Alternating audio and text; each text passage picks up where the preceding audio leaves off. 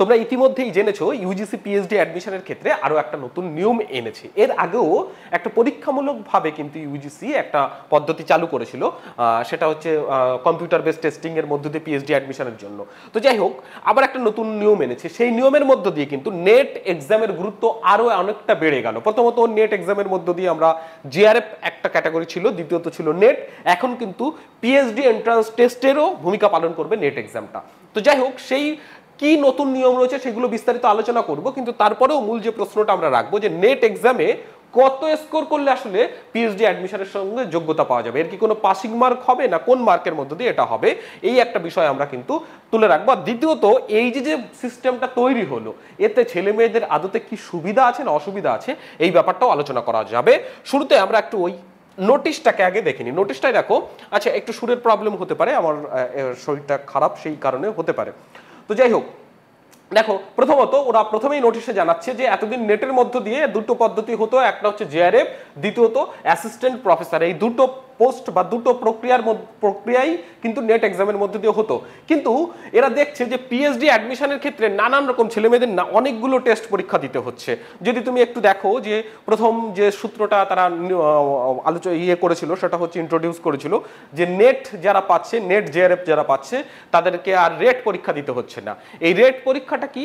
একটা তো আমরা জানি নেট, একটা সেট, আর একটা হচ্ছে রেট। রেট হচ্ছে প্রত্যেকটা ইউনিভার্সিটি আলাদা আলাদাভাবে পরীক্ষাটা নিত পিএইচডি এন্ট্রান্স টেস্টের জন্য, মানে অ্যাডমিশনের জন্য। তো সেক্ষেত্রে এক যে স্টুডেন্ট হিসাবে আমরা যদি ভেবে দেখি, তাহলে কিন্তু খুব ডিফিকাল্ট প্রত্যেকটা ইউনিভার্সিটির জন্য আলাদা আলাদা করে পরীক্ষা দেওয়া, তাদের আলাদা আলাদা সিলেবাস, আলাদা আলাদা পরীক্ষা প্যাটার্ন, এগুলো কিন্তু একটা হজবরলা সিস্টেম ছিল। তো সেইটা মেটানোর জন্য কিন্তু এই পদ্ধতিটা খুব গুরুত্বপূর্ণ।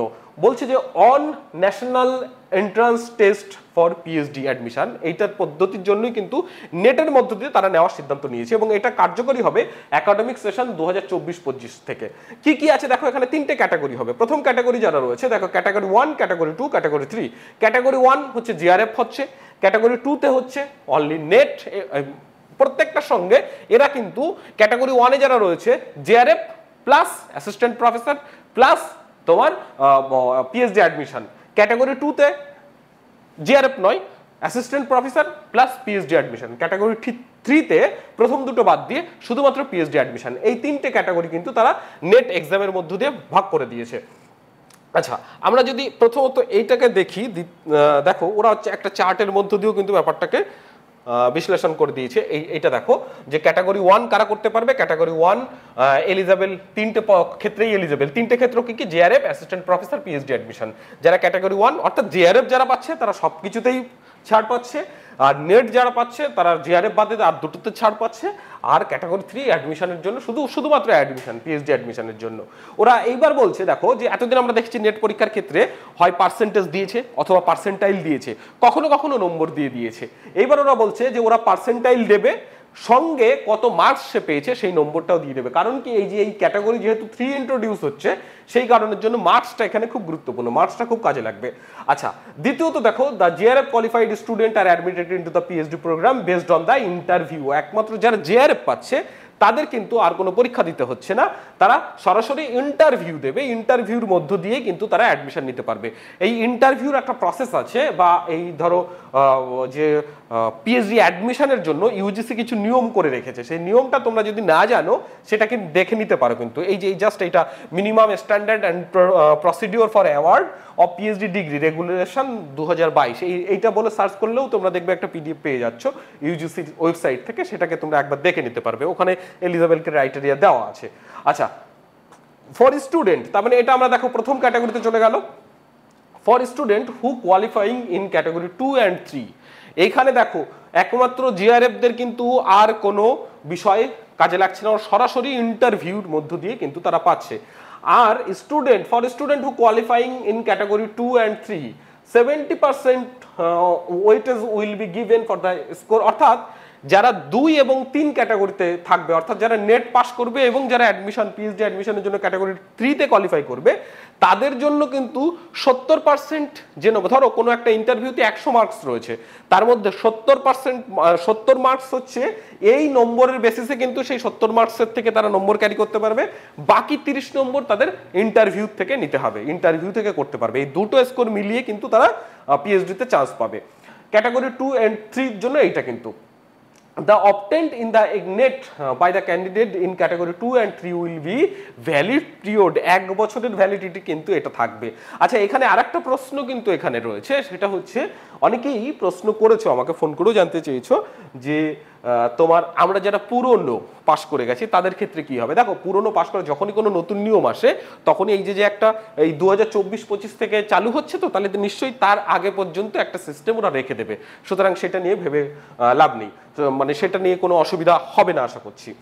আচ্ছা, এইটা আমাদের মোটামুটি হচ্ছে নোটিফিকেশনটার মূল বিষয়। এখন প্রশ্ন হচ্ছে যে এই যে ক্যাটাগরি সি তে অ্যাডমিশন ফর পিএইচডি অনলি, এই যে এলিজিবল ক্রাইটেরিয়া বা এলিজিবিলিটিটা বা তোমার এই ক্যাটাগরি 3 তে পাস করার জন্য তোমাকে কত পেতে হচ্ছে, এইটা কিন্তু বেসড হতে পারে। দেখো, আমরা জিআরএফ পেয়েছি কি বেসিসে, আমরা জানি যে নেটে যদি 100 জন পরীক্ষা দেয় সেক্ষেত্রে 6 জনকে পাস করানো হয়, অর্থাৎ 6% বেসডে কিন্তু নেট পাস করানো হয় এবং তার টপ বেসডে কিন্তু জিআরএফ দেওয়া হয়। এখন এই অ্যাডমিশন ফর পিএইচডি এই যে ক্যাটাগরিটা ইন্ট্রোডিউস করেছে, এর জন্য এখনো ওরা ক্লিয়ার করেনি যে ওরা পার্সেন্টেজ বেসডে রাখবে অথবা কাট অফ বেসডে রাখবে। পার্সেন্টেজ বেসড কেমন, যেমন কি আগে নেট এই যে নতুন সিলেবাস এসছে, নতুন সিলেবাসের আগে যে পুরনো সিলেবাস ছিল, পুরনো সিলেবাসে 3টে পেপার ছিল, সেই 3টে paper, first paper, second paper, third paper, প্রত্যেকটা পেপারে 40% মার্ক বাধ্যতামূলক কিন্তু পেতে হতো। যদি 40% কোনো একটা পেপারে তুমি না পাও সেক্ষেত্রে ফেল হিসেবে ধরা হতো এবং এই 40% পেলে তখন পাস হিসেবে ধরা হতো। সেই ব্যাপারটা কিন্তু আবার আসতে পারে, অর্থাৎ এই যে এত পার্সেন্ট নম্বর পেলে ফার্স্ট পেপারে তোমাকে এত পার্সেন্ট পেতে হবে, সেকেন্ড পেপারে এত পার্সেন্ট পেতে হবে। এই পার্সেন্টেজ বেসড আসতে পারে যে অ্যাডমিশন ফর পিএইচডি অনলি কারা হতে পারবে, যারা 40% পেয়েছে তারা কিন্তু অ্যাডমিশন ফর পিএইচডি অনলি হতে পারবে। তো এরকম একটা কিন্তু ইন্ট্রোডিউস হতে পারে, অথবা কাট অফ বেসড হতে পারে, তবে খুব প্রবল সম্ভাবনা রয়েছে কিন্তু পার্সেন্টেজ বেসডে এই ব্যাপারটা হওয়ার। আর এখন ছাত্রছাত্রীদের এই বিষয়টা কি সুবিধা হওয়ার, দেখো অফিসিয়ালি যে সুবিধাটা সেটা হচ্ছে অনেকগুলো জায়গায় তোমাকে পরীক্ষা দিতে হচ্ছে না, এইটা একটা খুব বড় সুবিধা তোমাদের জন্য। দ্বিতীয়ত একটা বড় সুবিধা রয়েছে, সেটা হচ্ছে আনঅফিসিয়ালি, সেটা হচ্ছে এই মানে ওই ঝোল ব্যাপারটা অনেকটা কমে যাবে। ঝোল ব্যাপারটা অনেকটা কমে যাবে বলতে কি, যখনই রেট থাকে, রেট প্রত্যেকটা ইউনিভার্সিটির হাতে থাকে। এখন ইউনিভার্সিটির হাতে মানে কি, ধরো তুমি কোনো একটা হিস্ট্রি ডিপার্টমেন্টে পিএইচডি ভর্তি হতে চাইছো, তার মানে কি হিস্ট্রি ডিপার্টমেন্টের টিচাররাই কিন্তু সেই রেটের কোশ্চেনটা সেট করবে, হ্যাঁ, এই সেই ইউনিভার্সিটির সেই টিচাররা। এবং সুতরাং যেহেতু তাদের হাতে সমস্ত ব্যাপারটা থাকে, তো সবসময় কিন্তু ট্রান্সপারেন্ট ব্যাপারটা হয় না। এই না হওয়ার জন্য অনেক যোগ্য প্রার্থীরা কিন্তু চান্স পাওয়া থেকে অব্যাহত থাকে। এই ব্যাপারটা কিন্তু অনেকটা কমে যাবে ইন দ্য সেন্স হবে, দেখো তুমি 70% মার্কসকে কিন্তু অ্যাভয়েড করতে পারবে না।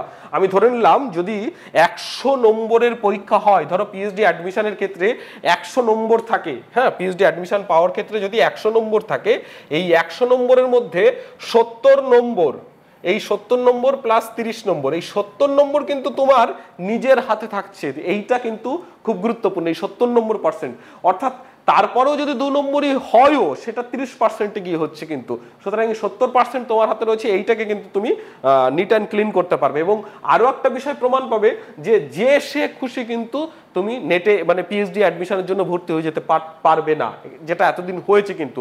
যে খুশি সে যখন খুশি যখন যার হাত ধরে তার হাত ধরে কিন্তু পিএইচডিতে অ্যাডমিশন নিয়েছে, কিন্তু এই ব্যাপারটা কিন্তু থাকবে না, এটাও কিন্তু মিটে যাবে। এই একটা কিন্তু বড় গুরুত্বপূর্ণ ভূমিকা হতে চলেছে। নেক্সট জুন 2024-এর জন্য কিন্তু খুব তাড়াতাড়ি তোমার নোটিফিকেশন জারি হবে।